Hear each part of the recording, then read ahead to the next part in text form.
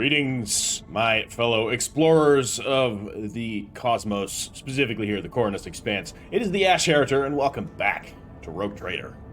In the previous episode, we made our way up from, I believe it was the Nameless Star, as we are heading to Mundus Valancius, which is our administrative capital, or I should say, the administrative capital of our Rogue Trader Protectorate. In this system, we have the planet of Dargonus, which something's going on there. We haven't really heard much about Dargonus. We've heard quite a bit about Kiapagama. Something awful is happening there. I've already written Kiapagama off as a lost cause, which is why it's the last system we're going to go to. And we've already solved the situation on Janus, hopefully solving it before Janus suffered too much from it. But in the meantime, we're doing a whole lot of exploration as we go, encountering all manner of unpleasant warp phenomenon as we travel. But in the last episode, we encountered the remnants of an ancient civilization. Our bridge was boarded by plague bearers, which was pretty rough, and we had a really awesome void battle against some pirates that tried to intimidate us and took them all out without taking really any meaningful damage in return, even though we were vastly outclassed. So that was fun. Now, we're going to head to Mundus Valancius here, which is an unsafe warp transit, so hopefully we can get there without too much trouble. It's not dangerous this time. Look at that. It worked. So, we're going to have a look at this system, and while it's loading in, if you guys are enjoying this series, do drop this video a like. It, of course, helps out a ton, even at this way later stage in a playthrough. I don't even think we're halfway through this game yet, but that's fine. I'm still enjoying it quite a bit. So, lots of stuff to find here. We have some starship remnants, so we'll circle around up like this. Hit that planet last. What have we found? Completely nothing, apparently, or at least nothing that popped up here. Our colony management... Oh. Touched by Holiness is done. Already. Well, we can take Dirty Bureaucracy, or we can do Good Tidings on WARPSTONE. So we know Dirty Bureaucracy, it's going to give us a little bit more profit factor, but we will be supporting corrupt officials, I should say. Would give us a new contract. What is Good Tidings going to do? The Order of the Hammer has a closely held and ambitious dream to erect a giant spire that will reach up to WARPSTONE's orbit. From there, a powerful Vox station will broadcast prayers and sermons to the entire planet, while the voice of an astropathic choir will carry the sacred words all across the Coronus Expanse. The Good Tidings will be heard throughout the Vox spectrum, rallying the Imperium's subjects. So, we would need 2 Phlogiston and 2 Adamantine. Is this used? I believe these are used. +2 complacency for all colonies.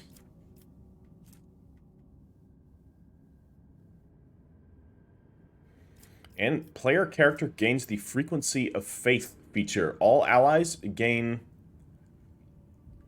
3 times allies dogmatic rank, critical hit chance. I mean, is this going to affect everyone? It's gonna be quite good on Argenta, especially who, you know, since we're building her to be a little bit more critical focused. +2 complacency for all colonies is gonna be good. It's gonna decrease the speed of our productions there, but increase profit factor growth, we're gonna do it. Good Tidings. We'll let the Order of the Hammer do as they please. We have given them free reign over this world after all. So, let's drop down here, begin a scan of whatever this planet is. I can't even make out what this would be. This is an ice world as well, and we have a smuggler's cache. Very nice. Low sticks. Whole lot of them. And some more medkits. Speaking of more medkits, we definitely need to re-equip some stuff here for Argenta, because we're missing some important gear. So we'll give her a big medkit, we'll give her a regular medkit, and we'll give her a frag grenade and a crack grenade. Perfect. Is anybody else missing items of import? You are. I don't want to give you too many of the Eldari grenades. I would like to keep some for our actual... Actually, you know what? I'll give you an Eldari plasma grenade. It's fine. Just, she's not going to be using grenades all that often, I think. We'll give her a regular med kit. Cassia here, I think, is fine. Actually, I'll give you a Mind Scrambler grenade. You need a regular med kit. And some sort of either intoxicating elixir We also have, was it stims? Wouldn't be too bad on him, I think. This one, too. Although intelligence and perception reduction on him is not ideal, so we won't do that. We'll give her some sort of stim, I think. We'll just give her regular old stims. Could be useful. And I think I want to give him the, yeah, the Epic Salium elixir. So I will give that instead of a crack grenade on Abelard. I think that should be good. There was one thing I also wanted to check out a little bit with, was it Jay? There was a bayonet attachment. Not sure if I put that into cargo already. But there was a suggestion that we can give her, like, the bayonet attachment, which would allow her to, quite quickly, or give her some, like, really nice, close quarters gun fu type of, tactics. There was also a good suggestion about giving Idira the emergency injector, which is the one that when she drops to 0 hit points, she immediately gets up again. And I actually did that on my reserve playthrough, and it is pretty good. I don't think it was a particular, or I don't think it was a bad suggestion. I just don't think I have it anymore. I believe I already got rid of it, along with many others. So, just looking through our gear here, see if there's anything that's obvious for us to change around. There was one other suggestion that I move an item on. Oh, you can even take a another one of these, but I don't think we have another one. Yes, we do.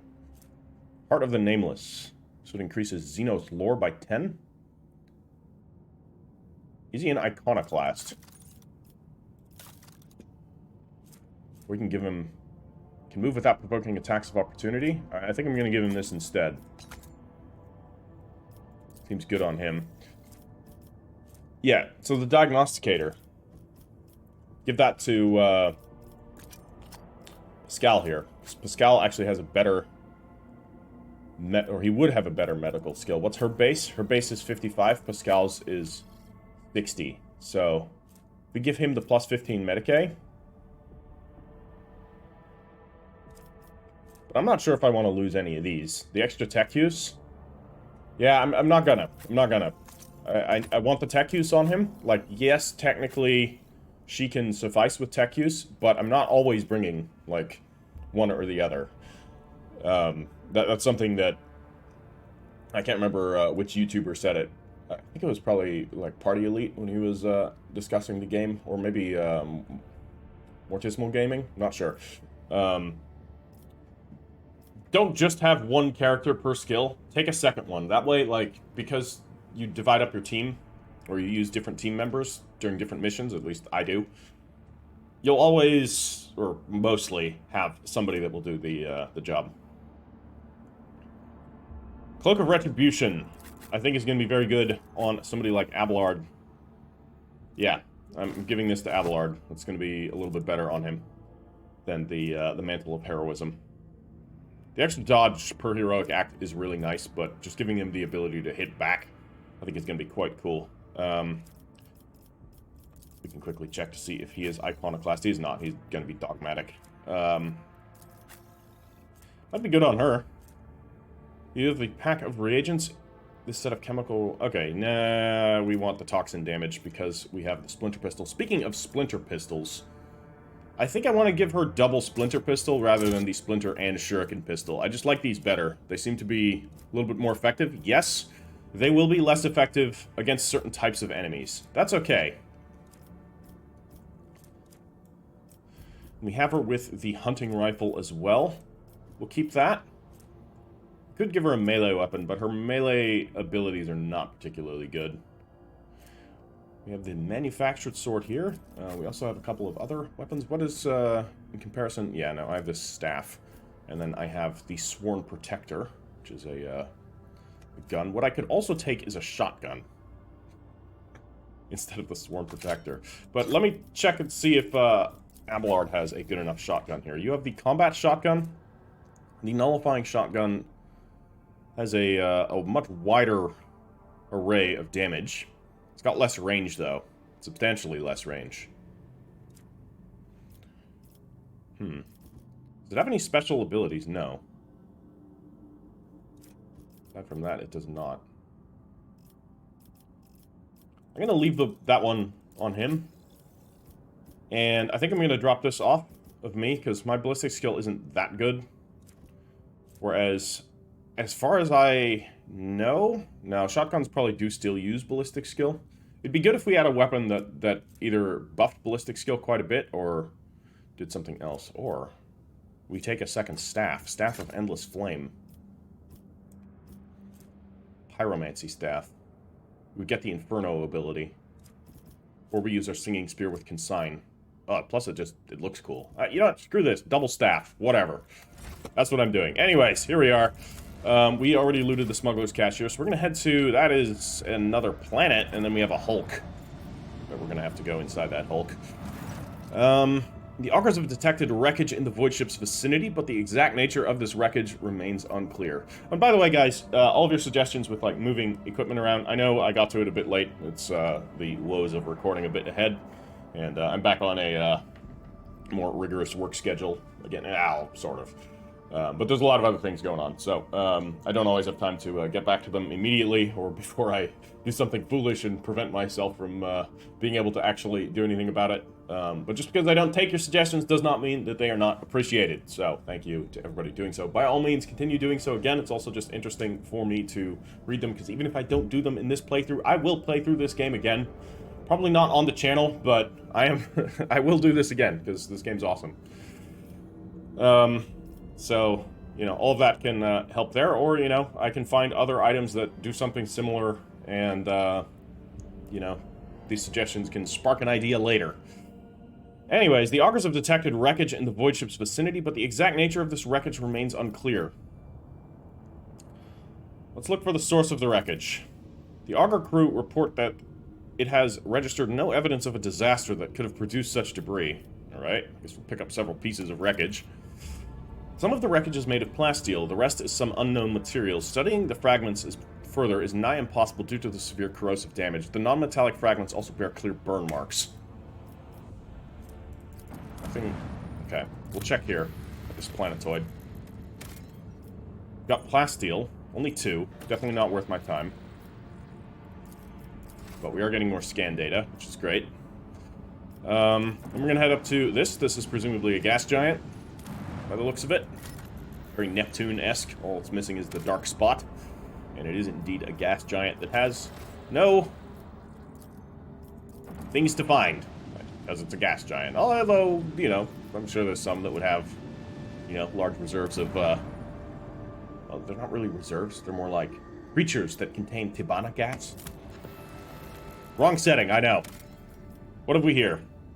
Valley of Sleep. This is a continental world again. Looks very marshy. The crew discovered a hidden valley littered with thousands of animal skeletons. Oh, good. Augur data suggests some kind of sleeping gas vents here. It's likely the animals either don't realize they are headed for a deadly trap, or even come here to die on purpose. Medicae minus 30. Study the gas. You can do it, Jay. Medicae test succeeded. After a series of experiments, the ship's weaponsmiths managed to perfect a few different types of ammunition. Okay, so we get some more gas cloud grenades, but more importantly, we level up. Okay, well, let's do that. So, since we're all right here right now. Cyrene, new skill. What can we get here? I think, because Jay's going to be our commerce monkey, I might go for more persuasion, which is what I'm going to do. And then I get a new ability. It is definitely going to be, or no, it's just a new talent, never mind. But we should definitely get some more psychic abilities. Flawless plan, possibly. What is backdraft again? Whenever a psychic power used by the Psyker deals damage. Blazing Inferno. The Psyker's critical hit chance is increased by 1 until the end of combat every time the Psyker deals damage by any means. Not really, I mean, yeah, you could probably have a lot of fun with the Pyromancer. Body of Flames. Burning Blood. Whenever the Psyker uses a psychic power, all enemies adjacent to the Psyker would suffer, I think, 8 direct damage. Doesn't seem all that good. Melting Armor. This is very much damage-centered, which I don't think is particularly relevant to me. So what we could do is actually take a couple of attribute bonuses here. I think that might be a good option. There's, of course, more willpower. However, yeah, go back. I feel like most of our psychic abilities... This is perception bonus. I'm just looking through what actually does willpower affect for us. That's purely psi rating. It's also purely psi rating. Ignite probably does something with willpower. Yeah, it does. But Ignite barely does any damage. Do the extra effects here? That's also willpower. This is just psi rating. And then Perfect Timing is not affected by our stats. So actually, willpower isn't that important for us with the current psychic powers we have. So let's go back, grab our persuasion. Might even use some of these abilities, or we take a bonus to, like, ballistic skills so that we can shoot a little bit better. I don't know. Could do that.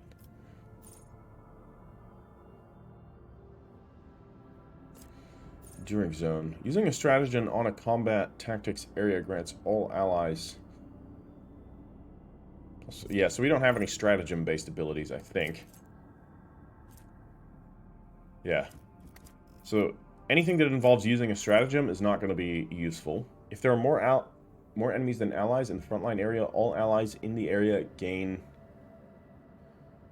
3... Okay, 3... Wait, fuck. It'll be 4... 10? Divided by 2. So that'd be 8% to parry and dodge. If there are more allies than enemies... So if there are more enemies than allies, all allies will gain 8% dodge. If there are more allies than enemies, all allies... Okay, so that's potentially interesting. Personal Zone is all allies, including the Grand Strategist, in the same combat tactics area with the Grand Strategist, gain 3 plus my int bonus divided by 2. So that's not very much because I'm not really, like, intelligence-based. Then point of interest. All combat tactics bonuses are increased by... Okay, if the area was not moved for 2 rounds. Potential. Redeployment. Plus 1 MP is... Okay. So this is a stratagem ability. Enemies in the same combat tactics area with the Grand Strategist. Yeah. There are no enemies in the backline area. The first attack in the turn made by every... Ooh. That's quite good. Fire at will. I'm going to take that, because the backline we're usually dropping, you know, away from enemies. Typically speaking with Irliet. Giving her an extra action point while attacking. It's going to be pretty good, because she's action point starved. A lot of her abilities cost stuff, and I can't use all of them per turn. Okay, we'll do that. That sounds pretty good. This should be a bit more simple. We can give... You know what? I am going to give her more Medicae. We'll let her do that. So we will just have her be our main, like, medical-based character. Are there any attribute bonuses that we really need with her? I don't think so, but... Just checking here. We already have willpower, we already have ballistic skill. Agility and toughness would always be not too bad, but I think we're doing okay. Yes, I know I can give her heavy weapons. We can give her the heavy bolter, but again, I think I'm going to move her more towards being a sister Dominion, which is the fast attack style, often being equipped with assault weapons, so stuff like flamers or, in my case, storm bolters. Right now, I'm very happy with the bolter she's carrying, so... Shoot on the hands. What is this? Any ranged area and burst attacks of the Arch Militant reduce the weapon skill of enemies hit by 10 until the end of combat. Does not stack. I kind of like that. Oh, that's quite cool if we were to run her with a heavy bolter. Okay, ingenious. Enemies that were forced to make a resistance test by the Arch-Militant will make resistance tests from any source with a... Oh, so just yeah, another penalty. Okay, maybe. I don't think we're having them do too many resistance tests. Could be wrong, though. Maybe her burst ability does involve that. I think it's just dodge-based, so I don't think there's any resistance tests involved. Priority target. Priority target we get from the target that enemies will attack first if able. I'm not sure how that works. Flash fire. The cost of wildfire is reduced. Oh, yeah. Done. Figure that earlier. Okay, only a talent for him.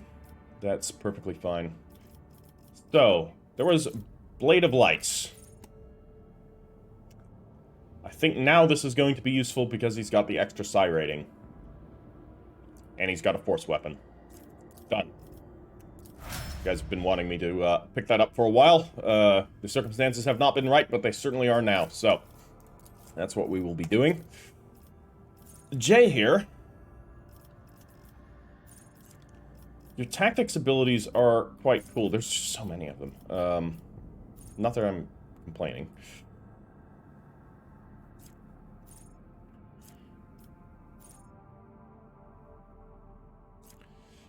This is quite cool, but again, that requires a bit more formation play than I normally do.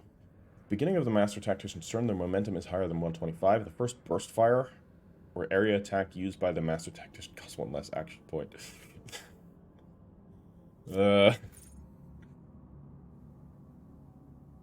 Okay. We do use strong point quite a bit. So Stronghold might be good. Stand resolute. Whenever the Master Tactician heals an ally, we don't really do healing though. Whenever the... Unless giving temporary hit points counts as healing. I don't think it does, though. Spends tactical advantage stacks on abilities. The critical damage dealt by the Master Tactician is increased by 1%. I don't think we've really sent her on a crit build, so increasing critical damage is only going to be rare that it procs. Okay, so there is some healing abilities from a Master Tactician at the very least. Every enemy killed by the Master Tactician increases the Master Tactician's resolve by 1 until the end of combat. So this is very much for an aggressive Master Tactician. So, we'll flag personal involvement. That could be good. Finish the job gains 75% crit chance. Yeah, so we need finish the job. I just don't know how finish the job works. Anyways, logistical superiority. Whenever the Master Tactician or the Master Tactician's ally uses any consumable item, e.g. grenade, or reloads a weapon, they gain 2 stacks of tactical advantage, so that's not bad. In the hero's footsteps, the Master Tactician immediately gains an extra turn, with the Master Tactician's fellowship bonus divided by 3, and full MP, the first time any of the Master Tactician's allies use a heroic... Oh my god, yeah. Because that's going to be good. Alright, we will give her more commerce. Iliad. What you got? Okay, only a talent. Ambush. At the start of the assassin's turn, all enemies that do not have the assassin in their line of sight suffer the unsuspecting effect until the end of the assassin's turn. Unsuspecting, the assassin gains 7% hit chance and 7% crit chance against unsuspecting enemies. I like that. But let's check. Deadly calculation. For every 10 damage dealt by the assassin's attack, that attack... Oh my god.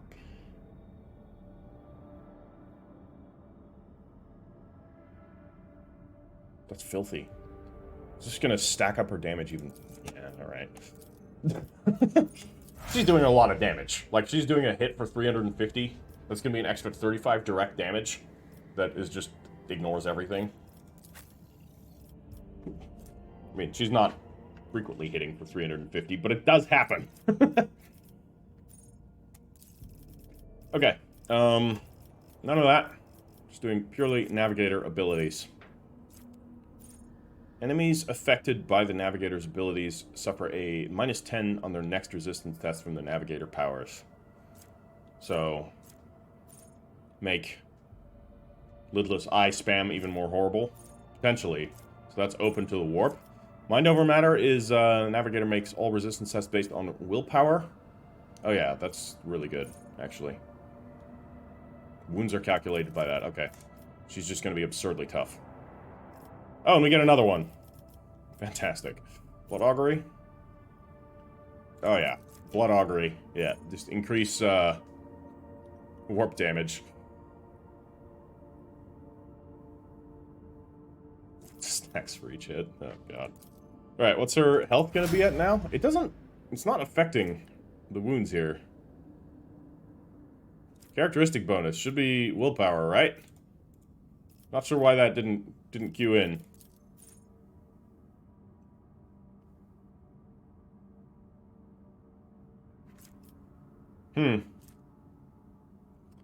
So that doesn't seem to work. Maybe I need to refresh onto her. It works. Okay, that's better. Yeah, she is... She's got a lot of health. Okay. Pascal. Pascal, there's still more... What about aiming protocols? Pascal gains 3 times int bonus to ballistic skill. With plasma... Oh yeah, that's really good. Plasma and Melta, that's what we're using on him. We're taking that, just to make his range shots a whole lot more effective. And we'll give him more tech use. He's gonna be our guy for that. And then more logic as well. Idira. We'll give her more lore warp.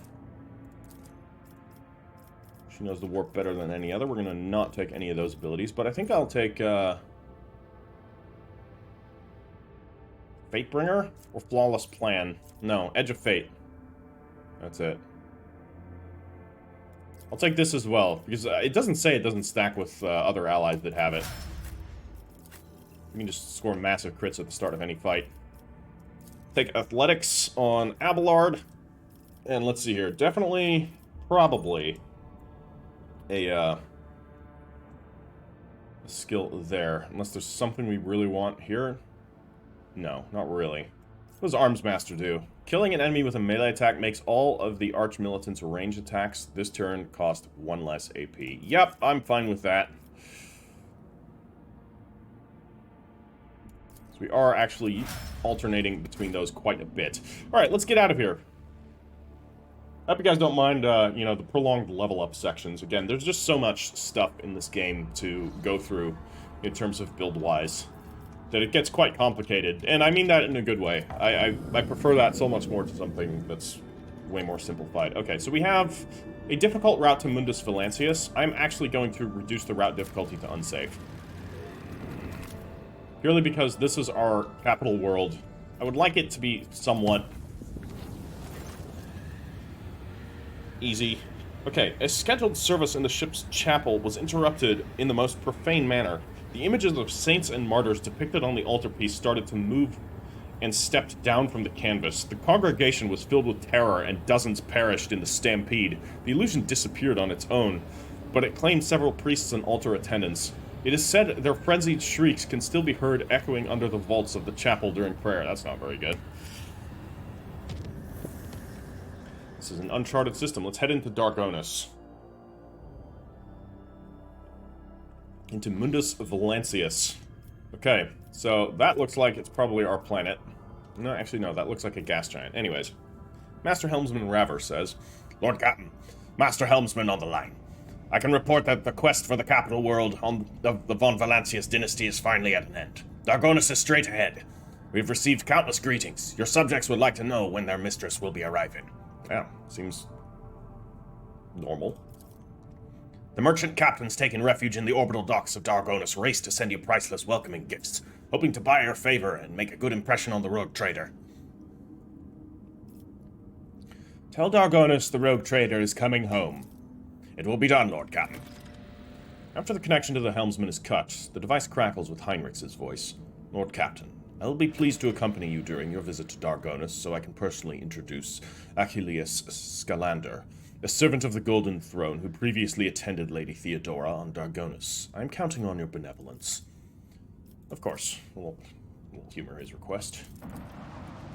It would be foolish to not do that.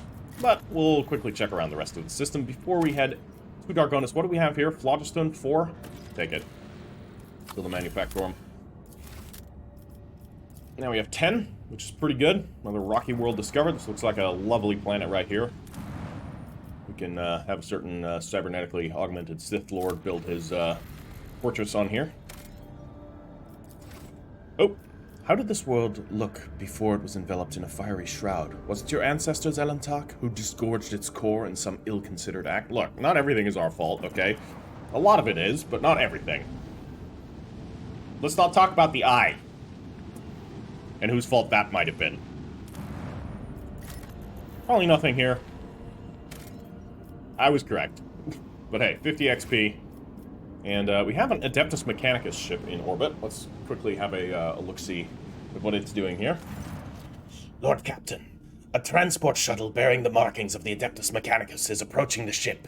Magos Tarzus delegation intends to board our ship and gain an audience with your ladyship. This is exactly how they phrased it. He intends, not humbly, requests. Many of my tech comrades neglect diplomacy when interacting with the laity. It is regrettable.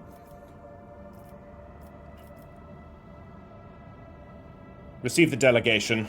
They may be here, or they may indeed be here on important business. It will be done, Lord Captain. Requesting permission to be present at the audience granted to my tech comrades. Granted. Abelard should be here. Let's hide Irliet.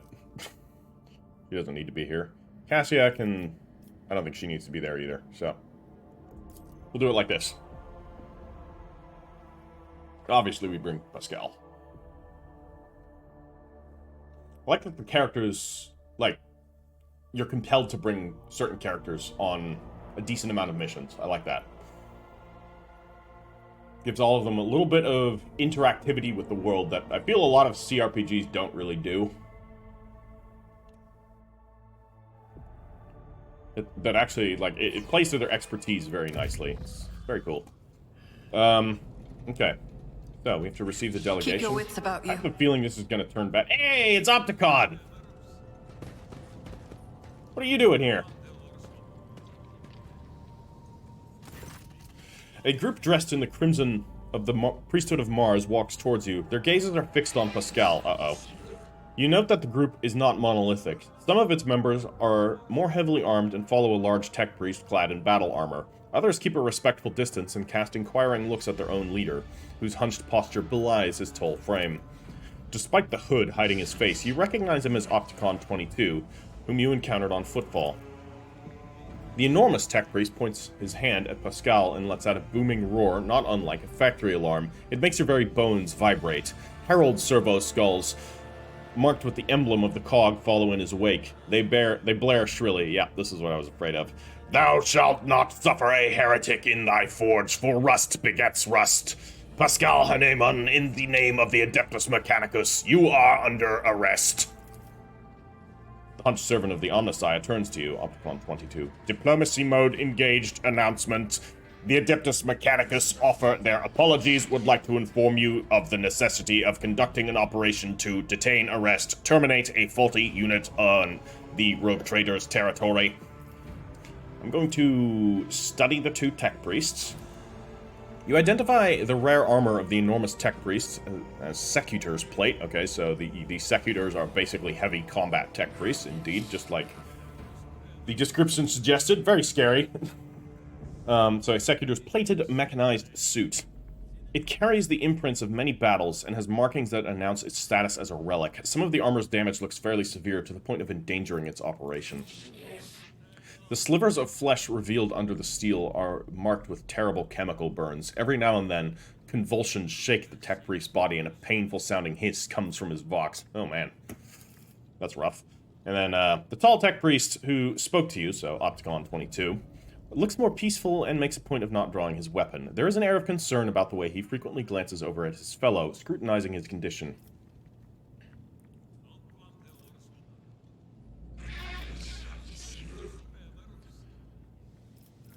First off, who are you? In a burst of chattering, the servo skulls hasten to translate their master's mighty binaric howl. An instrument of the Omnissiah authorized to punish and exact vengeance, known by the designation Tarsus Haneman. Oh, fuck. Identification codes recognized and confirmed. These units are who they declare themselves to be. Pascal is crediting the people that are coming to arrest him. Ah, good old Pascal. He's just honest. On what charge are you trying to arrest a member of my retinue? This heretic is accused of stealing personal identification codes, spreading tech heresy on the world of Kiavagama, and making an attempt on the life of a servant of the Omnissiah. Oh boy. So, spreading tech heresy on Kiavagama. Pascal, anything you got to say about that? The deafening roar from the tech priest Vox makes you grimace in pain. You touch your ear and notice blood on your fingers. The faulty unit will be removed in the name of the Omnissiah. I condemn you. Lightning flashes across the warrior's armor. Agony resounds in the blare of his Vox alarm, so I'm assuming the wounds he's received are from Pascal, or perhaps, because we know the Haneman name, there's something fishy about it. He's a Haneman, Pascal's a Haneman. Are there more? Is this a case of misidentification? Did Pascal not do it? We're gonna... Anyways, in contract, Pascal speaks quietly and coldly. You are malfunctioning, tech comrade. I deem your logical conclusions questionable. The statement is false, tech brother. The statement is false. Tech brother Tarsus Haneman is willingly undergoing holy torment deterioration, which, however, does not critically affect his cognitive capacity for data analysis. Unit calling itself Pascal Haneman, we have information that implicates you. Having learned that you are a member of the retinue, a maintenance specialist in the service of rogue trader von Valancius, we have come here with the goal of meeting you, intercepting you, engaging you in combat.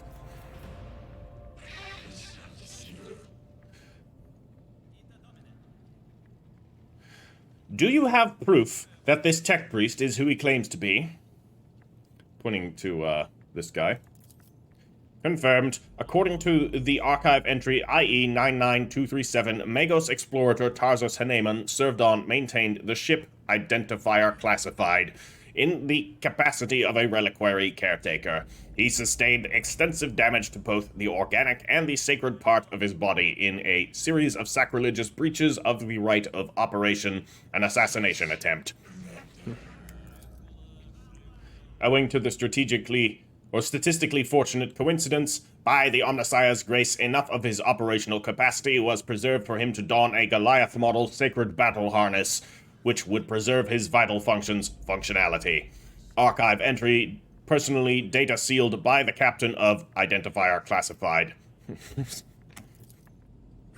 The sound from the tech priest Vox is like a moan of a bending steel beam. A servo skull declares, "For vengeance I thirst as I tread the path of vengeance, following a blasphemous miscreant's bloody tracks."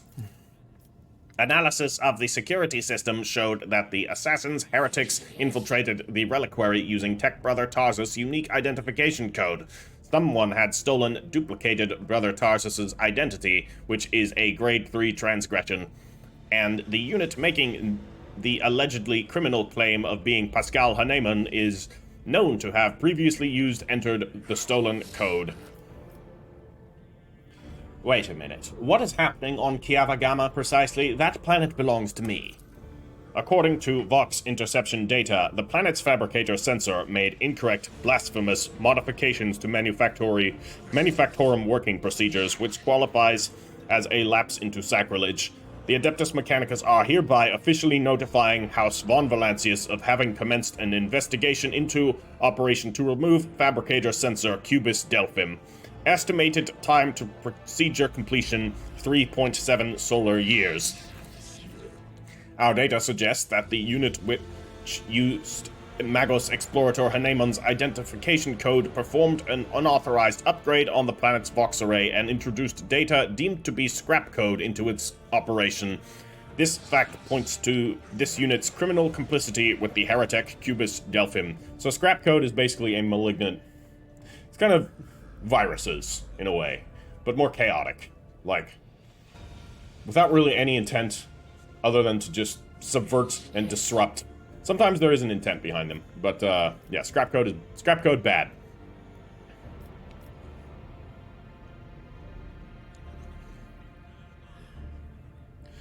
What do you have to say to this, Pascal? Pascal replies firmly, his vox crackling with a hint of indignation. I deny these charges. I never plotted against my tech comrade. My cognitive purity vows were never distorted. My unique identification code was never stolen. I am the true Magos Explorator Haneman. I am not guilty. The tech priest's deep guttural roar blends with the servo skull's high-pitched whine. False witness! I am not handing Pascal over to you unless I see evidence. Let us get to the bottom of this matter together. Request approved, ready to work in cooperative mode. Tarsus gives you a haughty look and lets out a howl of wrath. Archiving Tech Brother Tarsus opposes lay participation in the investigation Search for Truth. The unit, Opticon 22, advises in favor of the House von Valancius representative's participation request.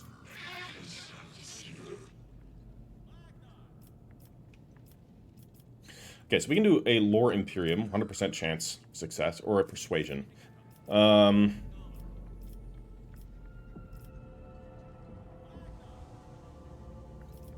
gonna take logic and law more seriously. I insist on a joint investigation. Arresting a rogue trader retinue's member without any justification stands in the breach of law and my privileges under the warrant of trade. Request for cooperation reviewed and accepted. I request Tech Brother Tarsus's consent to the co-participation of the representatives of the von Valancius Dynasty in investigative proceedings. A sacrilegious conspiracy. I refuse help from laypersons. I am a cog of the Deus Mechanicus that grinds down corruption, and I will carry out the sentence immediately. Oh no. Pascal freezes, but green sparks light up in his visor. He extends a hand towards Tarsus and replies in a clanging voice. Let the cycle be discontinued. You realize Pascal's words are coming forth from both his own vox and Tarsus's. Then every sensor on the executioner's battle harness lights up at once, blindingly, and the wounded, armored Leviathan lets out a deafening roar of pain. Attention! Priority notification. Service units of the Kappa Thread supply line are unauthorized to confront the rogue trader. Command, retreat and reinitiate negotiations. Okay, so it looks like he's gonna sit this one out, whereas we have to deal with his troops.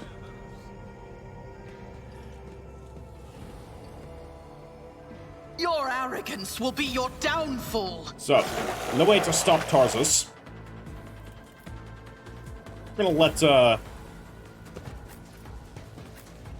I'll move here. We'll put Pascal right here. Jay can go up here to do a long flank and hopefully deal some pain out over there. We'll put Argenta right here, and Heinrichs can swing around the flank as well, I think. For the sake of things, we're putting Pascal in the middle. I think that makes the most sense, narratively speaking. And for the sake of things, we're going to give Pascal the first turn. I have strategy. I'll make it happen. For narrative reasons. So, we can use Call the Bold here. First, I'm putting a bounty on Tarsus. We have ourselves Technomat Adepts with guns and a Skitari. Alright, cool. So there are, like, actual Skitari combat models. Very cool. I'm going to drop a bounty on this servitor. And this servitor as well. And then, what I think I want to do is we can open this up with a Machine Spirit Communion on us here. No, I want to hit Argenta with it, and preferably Jay. So if I drop it back here, it's going to hit most of the party. Yeah. We'll drop a Machine Spirit Communion. Lovely. And what we can then do is do a running binary override. Machine Spirit Banishment on Tarsus. Lovely. Good opening. Or good opener.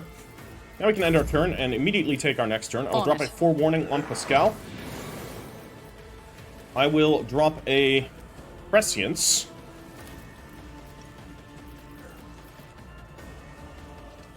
On myself. I'll see to it personally. I am then going to give a Bring It Down, or possibly a Voice of Command here on Abelard. If not me.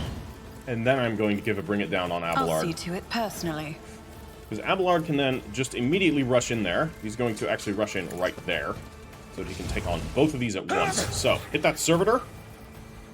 And he can then do a double attack here.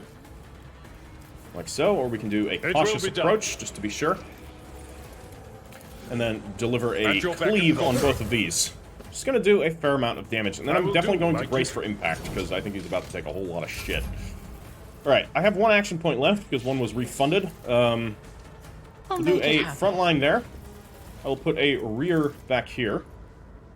I'll see to it personally. And we'll put a back line right here. I won't stand for it. Or we can put it right here, actually. Okay. I got 1 action point left. I could hit a, I'll see to it I'll personally. drop an ignite on that Servitor. Okay. So, we're gonna have him, first things first, drop a Let's see to it. Iron Arm on Abelard. We need to actually use our buffs here. I think this is gonna be a pretty rough fight. So, this will hit the entire party with the Word of the Emperor. I will also drop a Shield of the Emperor. And we could give somebody Warp Speed to increase their AP by 1. I'm gonna actually give Warp Speed to Jay. And it's going to increase her MP, so that way she can get up there and do a really quick drop and aim for the opening on Tarzus, just to have an opening. And we can't do Death Whisper unless I... Can I use it with a gun? No, Death Whisper is a melee attack, right? Is there actually... Death Whisper cannot use a secondary weapon.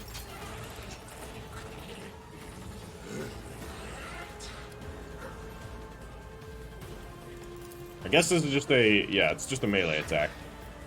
Alright. I will move him back here. Just to have him be in a slightly better position for next turn. Okay, nice parry. Okay, how is this Skitarius coming in? Oh. He's insane. He's just attacking everyone. That's actually good for me. Okay, Argenta. So Argenta can come... Ooh. Guided by faith. I know that's putting her in a slightly dangerous position. We're going to use Confident Approach. I am then going to use Controlled Shot. And we are then going to put some Bolter Fire right down here. Ooh, this is going to wreck this thing. Apparently we can't shoot over it.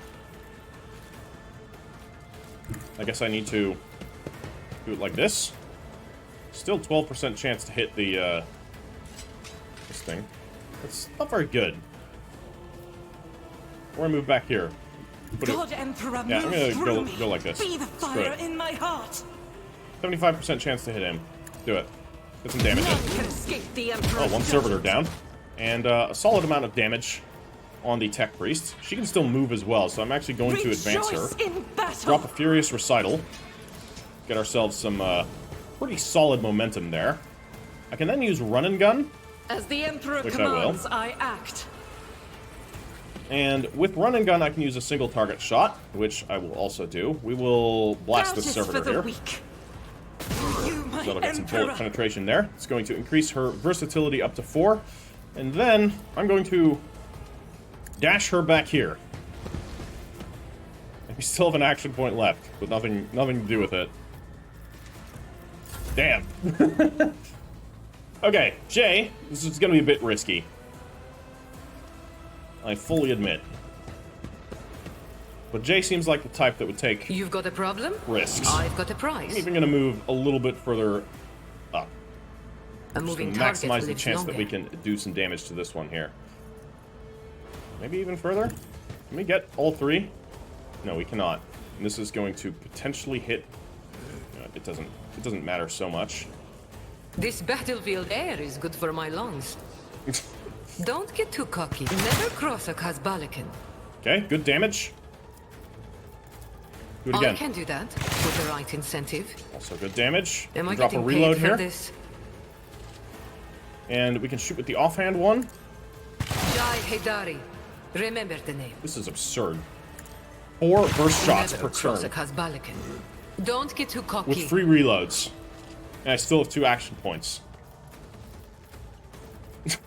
I don't know what to say. I'm still very confused about how unfinished business works, so it doesn't seem like we can apply unfinished business to anything, so we probably need another ability to make that work. Well, I'll use this to give myself some extra temporary hit points, and I probably should have buffed somebody. Oh, we can always buff Pascal from this distance, right so we'll do it that way. incentive. Yeah, he's not looking too good. What's he gonna do? Analysis? You're gonna shoot me with a, ouch. Thankfully I had the temporary hit points. This one's going to shoot as well. They have stub carbines. These weapons are okay. I wish they were a little bit better in game, actually. Okay, now I'm really riled up. Now I'm really riled up. Oh, man. Okay, so melt-a-gun shot here would do some work. Slight problem, though. Seems like we can only hit 2 enemies. Okay, this will hit 3. So if I drop a melt-a-gun shot here, it's going to hit all 3 enemies, but let's, Request approved. even things up first a little, right? So we'll drop that there. I can drop a Call the Bull. Messiah knows all, comprehends all. It's going to cost 1 action point to do. Another Machine Spirit Banishment. Why not? And then we're going to put this Melt-a-Shot right here. Request approved. Brutal. Okay, so these guys are not looking particularly good. We can also shoot again. I can finish this servitor off with the bounty. Beautiful. 1 down. So we've claimed the 1 bounty. You can then do Wild Hunt. There are 2 enemies that currently have bounties on them, both of which we can target. So Wild Hunt would attack. They always hit and they always score critical hits. They are both in range. Let's give it a try. How does this work? Huh? I can't target them. Request denied. Target is too far. Oh. All enemies within the area of effect within a 1 cell radius. So he does have to get close to use that. Okay, that's fine. Good to know. Does anybody have any stacks of exploit on them? I'm going to drop a joint exploit. Because this just has a passive buff. They're going to just deal 6 more damage anyways. So that's always a good ability to use. Exposed weakness anywhere? Let's actually drop an exposed weakness here on this one. For my allies. Okay, Abelard. You are, unfortunately, in a position where we can't hit both of them. I am going to have him focus on the Skitari here. Actually, I should have him focus on this one, but it's okay. What we're going to do is, first things first, kick Tarzus away. Bye. And then we'll do an AoE attack. It will cost us an extra action point, or I could shoot him. It will be Same done. effect. We'll do that. We'll shoot him, and then we'll just do a regular old attack Victory here. is imminent. Okay, so our versatility is now sitting at 5. We can then charge. Oh my god, this is ridiculous. It will be done. Target well struck. Beautiful. Okay, pretty solid. Cyrene. What's Cyrene gonna do here? We can drop more. Who has forewarning? Pascal has forewarning. We're gonna drop a forewarning on It's as good as Abelard. done. I am going to drop a perfect I'll see to timing it personally. on everyone. So that's going to be these 3 here. And then I'm going to give an extra action to Pascal. We already have him buffed with that, or I can give it to Argenta. I think I'm going to actually... Ooh, or I can even give it to Heinrich. No, I'm going to give it to Who, if Argenta. not me? We're going to do a voice of command here. I'll make it happen. We'll drop this on Argenta, so Argenta can do some more shooting here. That's going to do quite a bit of work.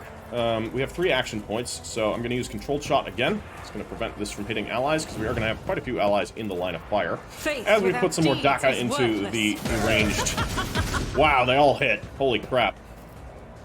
Okay. That's pretty good. We could use Firearm Mastery, or we could also use Steady Superiority here. I think I'm going to actually give her Steady Superiority, giving her an extra attack each turn, which she can immediately use. So this then stands a chance of hitting her, or we can just blast this guy right now. Let's actually blast him, get some damage done there. Solid damage, 2 hits. I'll take it. And we'll drop a reload, because we can. She's going to get an extra free attack every turn. Okay, Jay here. Gonna move right over here. I know what I'm doing, usually.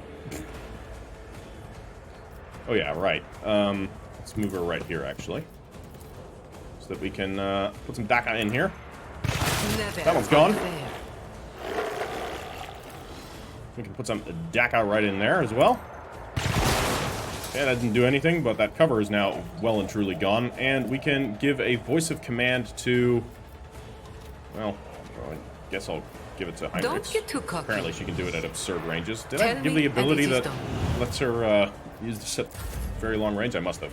Okay, we need to definitely move some of our zones here. So we need to move our rear zone or a backline. Backline is the one that has the talent that I got, right? The new one? Is it backline or rear? I need to quickly check that. What was it called? This is Origin Talents? It's up here. Officer Talents. Seize the initiative. No. Here we go. Fire at will. Backline.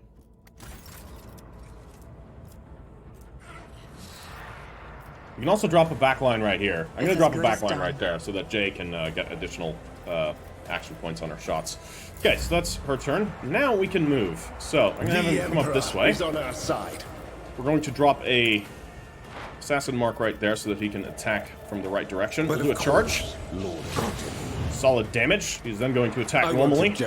Solid damage. He's then going to use Death Whisper. For the thrones, nothing stands against me. That is unfortunate. I should have Iron Armed myself. I did not do that. I forgot I Iron Armed Abelard. We are getting danger close with our psychic abilities, so I'm going to endure instead. Because we are still fighting a melee combatant. Okay, parried, gets fucked, and a counterattack because of warp speed. That one just died of old age, apparently. And the Technomat Sharpshooter is probably going to be blasting Jay. Jay is very exposed. Stop Ow. hitting me. God. Schmuck. Pain. Alright, Argenta. Argenta's gonna go right up here. This battlefield in righteous fury. She's gonna bathe this battlefield in righteous fury. As the Emperor commands. Solid.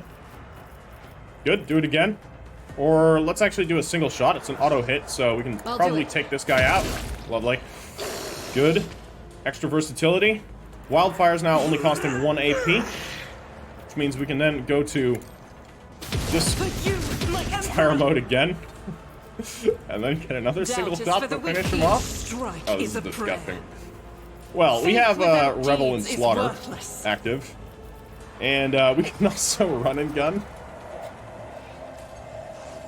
We have Argenta is back to being the absolute destroyer of worlds that she was in the opening part of the game. She sort of fell behind after a point, but no longer.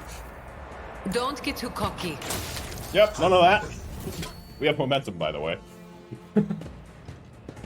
Okay. We've killed Tarzus. Requesting cessation of hostilities.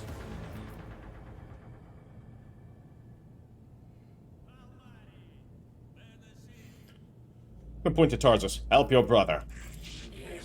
The unit that called itself Tarzus Haneman is dead, has been disabled. This material asset is beyond restoration or reuse as spare parts. After a pause, Pascal bows his head, and a binaric requiem pours out of his vox. Despite his misconceptions, he was a servant of the Omnissiah. I am sorry you had to kill a comrade. I also regret having a negative assessment of this event. The Adeptus Mechanicus still accuse the unit identifying itself of Pascal Haneman of critical theft of unique identification code. Unlike Tech Brother Tarsus, I am not authorized to immediately execute the unit, but neither am I authorized to drop the inquiry. There are no apostates among us. The piercing roar of the Vox synth is more overwhelming than Tarsus's thunderous roar. Tech Brother Tarsus and the machine spirit that lived in his battle harness succumbed to the suffering that beset them.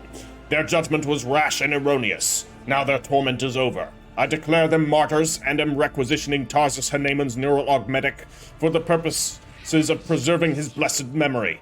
This is a greedy, selfish, I'm going to, like, take over his stuff because I want it, or is he actually being sincere here?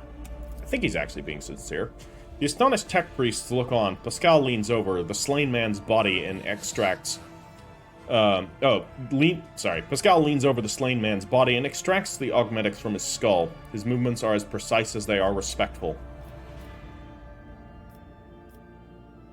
We'll listen in silence. This is not my, forte here. I'm not gonna pretend like I know what's going on. With each word, Pascal's voice grows more and powerful and majestic. You saw the agony your tech brother Tarsus was in. His unbridled pain spurred faith, intimidated you, yet you were silent. Reverence stopped you from raising your voices to proclaim that the machine spirit with which his mind had merged was morbidly afflicted. The imperative of reverence has paralyzed your will, and you watched the tragedy unfold in silence. The sixth universal law states that comprehension is the true path to knowledge, yet the procedural cycle has robbed you of your comprehension. Therefore, let the cycle be discontinued. There is a clang as Opticon's knee presses into the floor. Crimson-hooded heads are bowed. Let the cycle be discontinued. Radiant light pouring out of Pascal's visor grows dimmer. Static creeps back into his voice. Let the cycle be discontinued, tech comrades.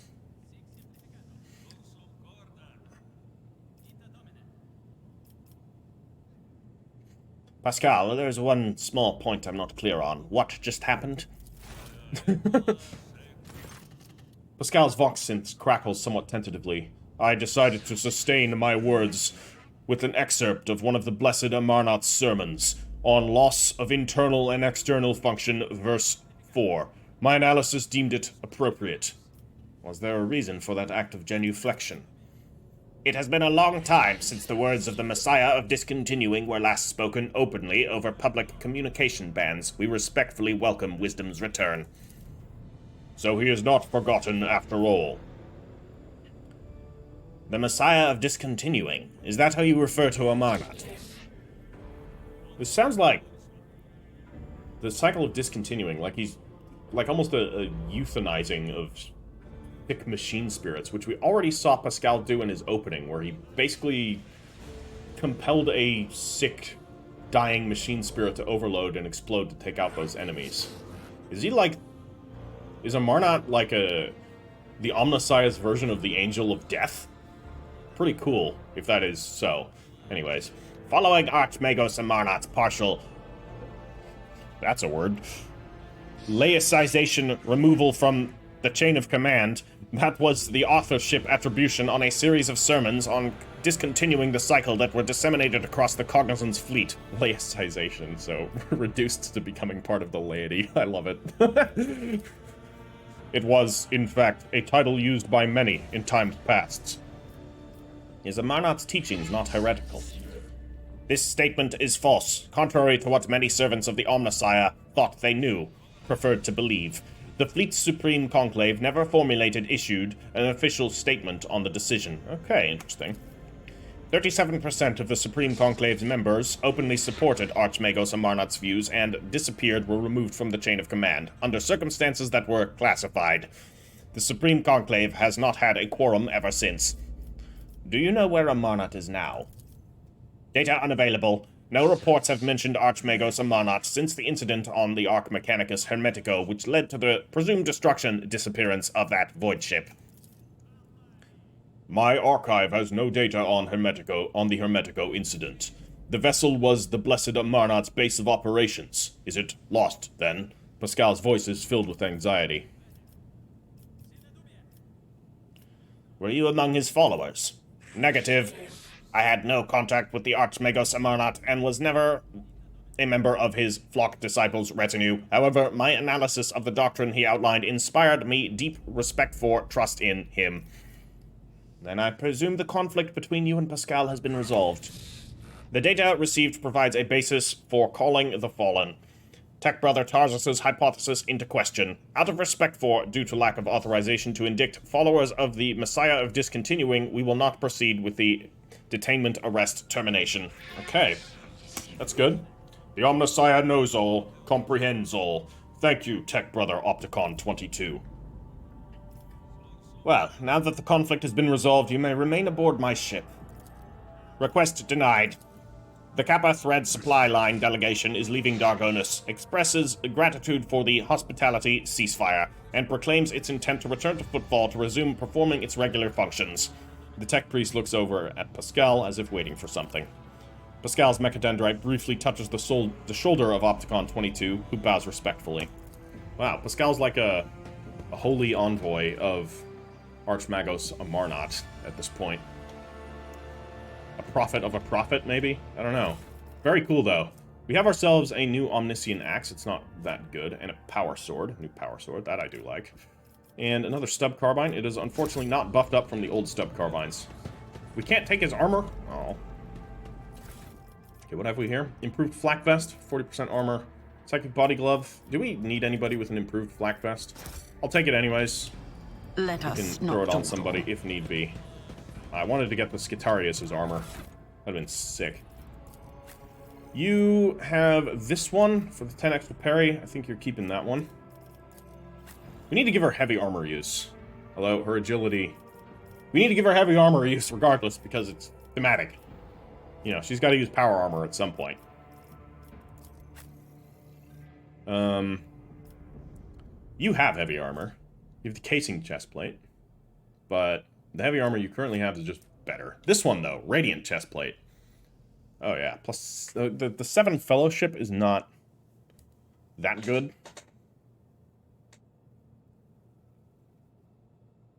You know what? I could take heavy armor. I mean, I can't now. But I could. I could get the heavy armor proficiency. That would give me extra Fellowship, too, which is not bad. My agility sucks, so... Make Cyrene a bit tougher? He's got his, pirate chainmail, apparently. Yeah, but Fellowship is just not relevant for him or for Abelard, so... This armor is better than what Abelard is currently wearing.